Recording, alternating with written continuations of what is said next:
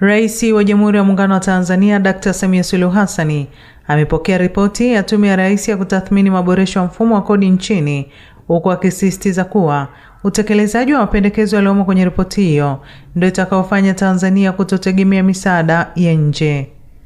Akizungumza Machi 18 mwaka huu Ikulu jijini Dar es Salaam, Rais Dr. Samia Suluhu Hassan amebainisha kuwa nchi inahitaji kukusanya kodi kwa ufanisi ili kuongeza pato la taifa na kugharamia huduma za msingi kama maji, umeme na barabara bila kuomba.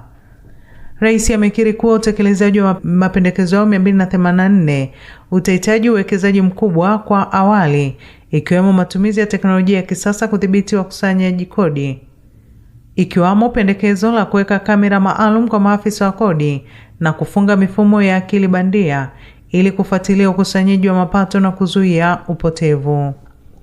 Kwa upande wake, mwenyekiti wa Tume ya Rais ya maboresho ya kodi Balozi Ombeni Sefue amewasilisha pendekezo la kutaka Mamlaka ya Mapato Tanzania TRA ibadilishwe jina na kuita Tanzania Revenue Service TRS.